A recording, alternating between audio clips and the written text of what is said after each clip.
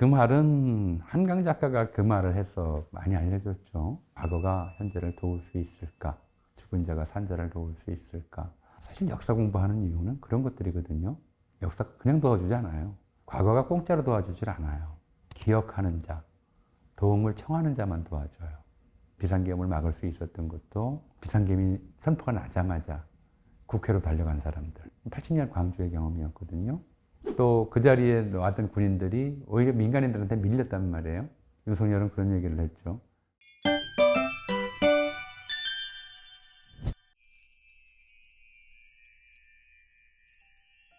그런 게 있을 수는 없어요. 민주주의는 기본적으로 정치적 대립을 전제로 하는 거예요. 정치적 대립이 없어지는 상황을 꿈꾸면 안 돼요. 다만 정치적 대립을 평화적으로 해결하는 것이 민주주의예요. 근데 지금 나오고 있는 얘기는 이제 이 평화적 해결 방법 자체를 부정하는 얘기들이 나오고 있잖아요. 그럼 그런 사람들을 이 공론의 장에서 배제해야 돼요. 그게 민주주의의 원칙이에요. 어떤 의견이든 내놓을 수 있다. 그러나 다른 사람의 의견을 폭력적으로 억압하려고 하는 세력은 의견을 내놓을 수 없다. 이게 민주주의의 기본 원칙이에요. 그래서 우리 사회는 지금 이 민주주의의 기본 원칙을 어기는 사람들이 존재한다는 거죠. 그걸 어떻게 해결할 것인지에 대해서는 정말 깊은 고민이 필요해요. 어떻게 배제하고 차단할 것인지. 그래서 사실은 민주주의 원칙에 따르는 사람들이 이 문제를 공론의 장에서 배제할 수 있는 힘을 키워야 돼요. 다시 한번 정리를 하자면 민주주의는 어떤 것의 반대말이냐면 군주제의 반대말이에요. 군주제가 아니라 민주제인 거예요. 공산주의의 반대말이 민주주의가 아닌 거예요. 이 생각을 하면서 그 당시 사람들은 그걸 알았어요. 민주제에 대해서 생각을 하면서 군주제 시대를 돌아봤더니 역사적으로 어떤 시대가 좋은 시대였나. 우리 좀 다 알잖아요. 우리 역사상 어떤 시대가 제일 좋은 시대였지? 세종대왕 시대였지 뭐. 우리 역사상 제일 나쁜 시대는 연산군 시대였지. 아니면 인조 시대나 선조 시대였지. 침략받았던. 그러면 이게 누구 탓이냐? 아무 권리도 없는 백성들 탓은 아니에요. 군주 탓이에요. 나쁜 군주가 나오면 나쁜 시대가 되고 좋은 군주가 나오면 좋은 시대가 되는 거예요. 군주제는 그래요. 그럼 민주제는 어떻겠어요? 자기는 평생 소원이 연산군처럼 살아보는 거이면서 세종 같은 임금 지도자가 나오길 바랄 수 있겠어요? 자기가 연산군처럼 사는 게 꿈이면 연산군 같은 시대를 만드는 거예요. 자기가 세종처럼 살려고 노력하면 세종 시대에 가까워지는 거고요. 그런 걸 알았어요. 그래서 민이 달라져야 민주제가 좋은 정치 지도가 될 수 있다. 민이 무슨 뭐 귀신한테 연산군처럼 귀신한테 매달리고 무속에나 빠지고 그리고 무슨 자기 욕망 채우는 데나 열심히고 하고 싶은 거 다 하려고 들고 그러면 연산군 시대가 되는 거예요. 그래서 1907년에 만들어진 처음으로 이제 민주공화정을 꿈꿨던 독립운동단체이자 우리 독립운동의 지휘부구실을 했던 신민회가 이름을 신민회라고 지은 거예요. 민이 새로워져야 민주제가 제대로 된 나라를 만들 수가 있다. 지금도 마찬가지예요. 우리가 민주주의의 취약성의 가장 근본적인 이유는요. 아직도 왕이 되고 싶어하고 자기가 귀족이라고 생각하고 다른 사람들을 천민 취급하고 그런 사람들이 많기 때문에 그래요. 자기는 아파트 입주민인데 나이 많은 경비원이 좀 불손해가 했다고 때리고 자기가 귀족이라고 생각하는 거예요. 이런 사람이 너무 많다 보면 민주주의는 좋은 정치 지도가 될 수가 없어요. 그렇다고 엘리트주의로 돌아갈 거냐? 귀족주의로 돌아갈 거냐? 아니잖아요. 그렇게 돌아갈 수는 없잖아요. 이 대립을 어떻게 극복할 것이냐가 문제가 아니라 이 대립은 우리가 인정하는 문제이고 이 대립을 폭력적으로 해소하려고 하는 이런 집단 자체를 우리 공론의 장에서 저들은 민주제를 함께 할 수 있는 사람이 아니다. 그들 스스로 깨닫게 해야 하고요. 그렇게 이제 우리가 배제하면서 이야기를 해야 돼요. 그 수밖에 없어요.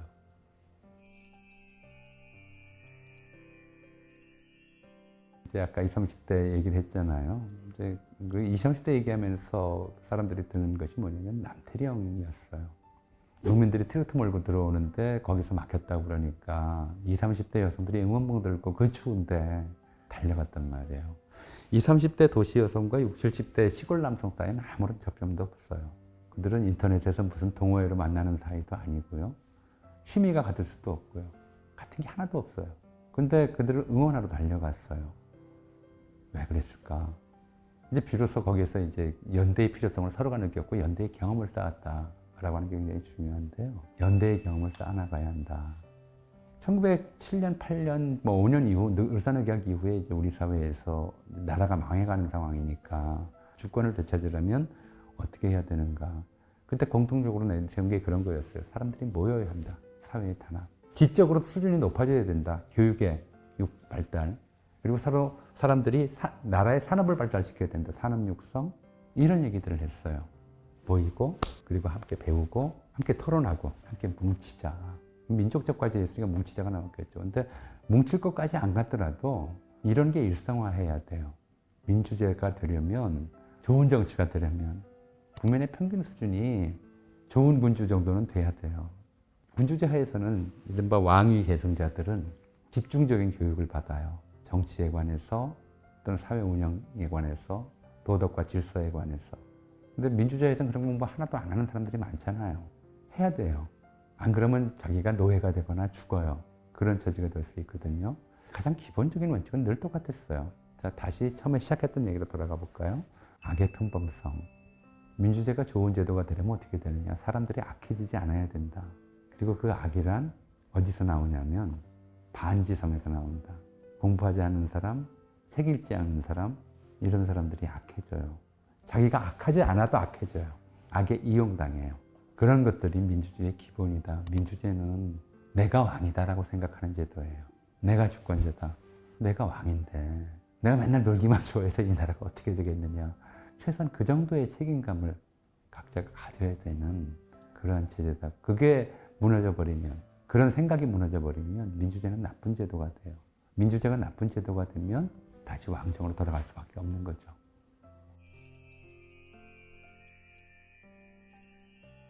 불가능하긴 하지만, 불가능한 꿈이긴 하지만 사실 민주제가 꿈꾸는 건 그거예요. 민주제의 가장 이상적인 거는 어떤 영웅이 나와서 나라를 제대로 이끌어주는 게 아니다. 아마 앞으로도 국민 수준이 영원히 평균이 세종 같은 국민 수준이 나올 수는 없어요. 어느 나라든 간에. 그래도 국민 수준이 어느 정도는 되면 연산군 같은 통치자가 나오는 건 막을 수 있다. 라는 게 이제 민주주의가 갖는 장점이에요. 최고의 엘리트들에게 이 나라를 운영하는 그런 시스템이 아니라 한계도 있고 부족한 점도 있지만 그래도 그 시대 국민의 평균 수준 정도에서는 정치가 이루어진다고 하는 것. 그것이 오히려 낫다라고 하는 그런 믿음에 입각한 체제이기 때문에 내가 세종처럼 훌륭한 사람이 되어야지라고 하는 마음을 품고 그렇게 노력하는 사람이 많으면 많을수록 평균 수준으로 올라가겠죠. 모두가 세종처럼이 아니라 나라도 세종처럼. 이게 더 맞는 좀 질문, 이야기일 것 같아요.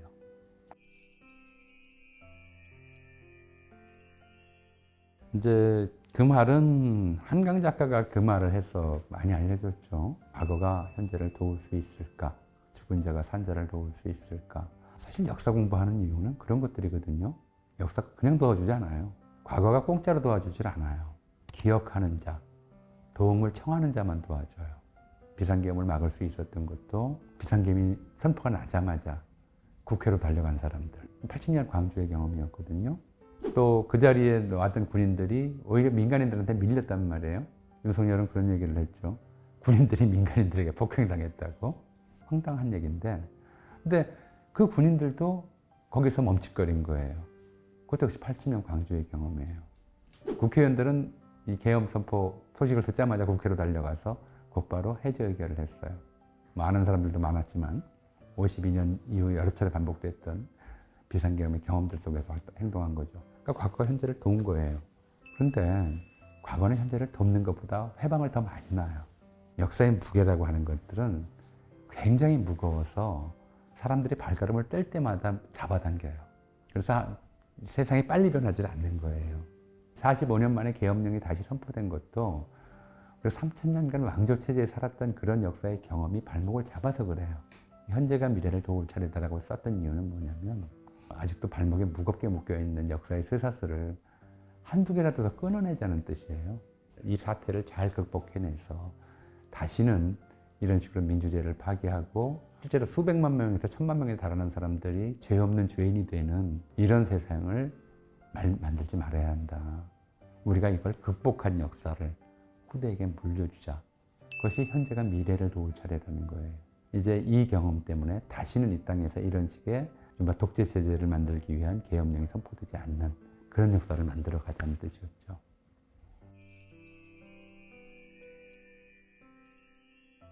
실은 미운 게 정상이죠. 저는 그렇게 생각을 했어요. 저 같은 사람도 계엄령이 실행됐다면 아마 죽었을 거다. 죽진 않더라도 잡혀가서 엄청나게 고문당했을 거다. 이런 와중에 계엄을 찬성하는, 잘했다고 하는 사람들을 보면 나를 죽이려는 사람 같아요. 내가 죽기를 바라는 사람 같아요. 그 사람이 나와 가까운 사람일 때도 마찬가지로 더하죠. 어떻게 자기 친척이 죽을 뻔했는데 그걸 옹호하느냐. 당신이 인간이냐. 이런 생각이 드는 게 당연하죠. 저는 이제 이 책 전에, 한 2년 전에 안중근에 관한 책을 썼어요. 민족의 영웅 안중근. 안중근 의사가 러시아에서 이제 방랑하고 있을 때 친일 매국 단체죠. 일진 회원들한테 잡혀서 죽을 뻔했어요. 근데 제가 이제 그 좀 전체 상황들을 좀 보면서 안중근 의사 31살밖에 안 된 젊은이였었는데 내가 못 따라가겠다고 느낀 건 그런 거였어요. 저런 자들이 우리 민족 중에 드글드글한데 저렇게 자기 이익을 위해서 일본에 비롯해서 동포를 죽이려 들고 괴롭히는 자들이 드글드글한데 내가 저 자들을 위해서 왜 내 목숨을 걸고 독립운동을 해야 하지? 이렇게 생각하는 게 더 자연스러운 게 아니었을까, 사람이라면. 근데 그런 일을 그냥 침상하게 넘긴 거예요. 거기서 저는 이제 안중근 의사와 예수 사이에 공통점을 발견했어요. 마지막 말이 그거였잖아요. 엘리엘리라마 사박다니, 주여 저들은 자기 잘못을 모르나이다. 용서죠 뭐. 그 사람이 알고도 그런다면 저는 용서할 수 없다고 생각해요. 근데 이게 무지의 소산이라면 그냥 용서하는 수밖에 없죠 뭐.